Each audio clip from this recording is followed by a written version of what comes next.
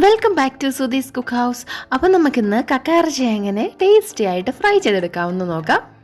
അപ്പോൾ ഫ്രൈ ചെയ്യാനായിട്ട് നമ്മൾ 1 കിലോ മീഡിയം സൈസിലുള്ള കക്കയിറച്ചിയാണ് എടുത്തിരിക്കുന്നത്. ഫ്രൈ ചെയ്യാനായിട്ട് എടുക്കുമ്പോൾ മീഡിയം സൈസ് എടുക്കാനായിട്ട് ശ്രദ്ധിക്കണം, അപ്പോൾ ടേസ്റ്റ് കൂടും. അപ്പോൾ അതിൻ്റെ അഴുക്കൊക്കെ വൃത്തിയാക്കിയതിന് ശേഷം ഒരു ചട്ടിയിലേക്ക് മാറ്റി കൊടുക്കുക. അതിലേക്ക് ആവശ്യത്തിന് മഞ്ഞൾപ്പൊടിയും വെള്ളവും കൂടെ ഒഴിച്ചു കൊടുത്തിട്ട് നമ്മളൊന്ന് നല്ലതായിട്ട് വേവിച്ചെടുക്കണം. അപ്പം നമ്മൾ കുക്കറിലൊന്നും വേവിക്കേണ്ട ആവശ്യമൊന്നുമില്ല, ചട്ടിയിൽ തന്നെ നല്ലതായിട്ട് തിളപ്പിച്ച് വേവിച്ചെടുത്തേച്ചാൽ മതി. ഇപ്പം നല്ലതായിട്ട് തിളയൊക്കെ വന്നിട്ടുണ്ട്. അപ്പം കക്കയിറച്ചി വെന്ത് വന്നിട്ടുണ്ട്, നമ്മളൊന്ന് നോക്കുക. അതിനുശേഷം ഇത് കോരി ഇതിൻ്റെ വെള്ളമൊക്കെ മാറ്റിയെടുക്കുക. ഇനി നമുക്ക് ഫ്രൈ ചെയ്യാനായിട്ട് തുടങ്ങാം. അതിനായിട്ടൊരു ചീനച്ചട്ടി വയ്ക്കുക. അതിലേക്ക് 3 ടേബിൾ സ്പൂൺ വെളിച്ചെണ്ണ ഒഴിച്ച് കൊടുക്കുക. ഇനി ഇതിലേക്ക് 1 ടീസ്പൂൺ അളവിൽ ഇഞ്ചി വെളുത്തുള്ളി പേസ്റ്റാണ് കേട്ടോ നമ്മൾ ചേർത്ത് കൊടുക്കുന്നത്. ഇനി അതിൻ്റെ പച്ചമണം മാറുന്ന വരെ ഒന്ന് ഇളക്കി കൊടുക്കുക. ഇനി ഇതിലേക്ക് നമ്മൾ ചേർത്ത് കൊടുക്കാനായിട്ട് പോകുന്ന പച്ചമുളകാണ്. എരിവിനനുസരിച്ച് ചേർത്ത് കൊടുക്കുക. ഞാനിവിടെ 2 പച്ചമുളകാണ് ചേർത്ത് കൊടുത്തിരിക്കുന്നത്. ഇനി കറിവേപ്പിലയാണ് നമ്മളിതിലേക്ക് ഇട്ട് കൊടുക്കുന്നത്. കറിവേപ്പിലയൊക്കെ ചേർക്കുമ്പോഴാണ് അതിൻ്റെ കറക്റ്റായിട്ടുള്ള ടേസ്റ്റ് നമുക്ക് കിട്ടുക.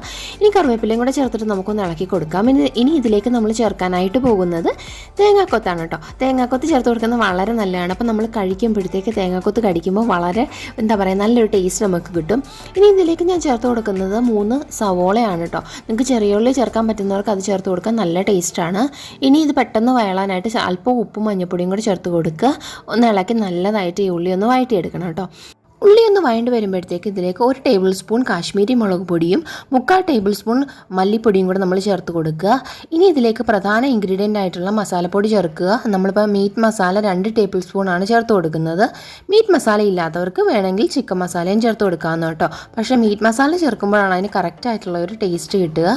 ഇനി നമ്മൾ നല്ലതായിട്ടൊന്ന് വഴറ്റിയെടുക്കുക, അതായത് പച്ചമണം മാറുന്നിടം വരെ വഴറ്റിയെടുക്കുക. ഇനി ഇതിലേക്ക് നമ്മൾ വേവിച്ച് മാറ്റി വെച്ചിരിക്കുന്ന കക്കയിറച്ചി ചേർത്ത് കൊടുത്ത് നല്ലതായിട്ടൊന്ന് ഇളക്കിയെടുക്കുക. മസാലയും കക്കയിറച്ചിയും കൂടെ നല്ലതായിട്ടൊന്ന് മിക്സ് ആയിട്ട് വരണം. ഇനിയാണ് നമ്മൾ കുരുമുളക് പൊടി ഇതിലേക്ക് ചേർത്ത് കൊടുക്കാൻ പോകുന്നത്. നിങ്ങളുടെ എരിവിനനുസരിച്ച് ചേർത്ത് കൊടുക്കാവുന്നതാണ് കേട്ടോ. നമുക്കൊരു 2 ടേബിൾ സ്പൂൺ 3 ടേബിൾ സ്പൂൺ ഒക്കെ ചേർത്ത് കൊടുക്കാം. പിന്നെ ആവശ്യത്തിന് ഉപ്പും കൂടെ ചേർത്ത് കൊടുക്കുക. എന്നിട്ട് ഇനി ഇതിലേക്ക് നമ്മുടെ പെരുംജീരകം ചതച്ചത് 1 ടേബിൾ സ്പൂണും കൂടെ ചേർത്ത് കൊടുക്കുക. എന്നിട്ട് നല്ലതായിട്ടൊന്ന് ഇളക്കി യോജിപ്പിച്ചെടുക്കുക കേട്ടോ.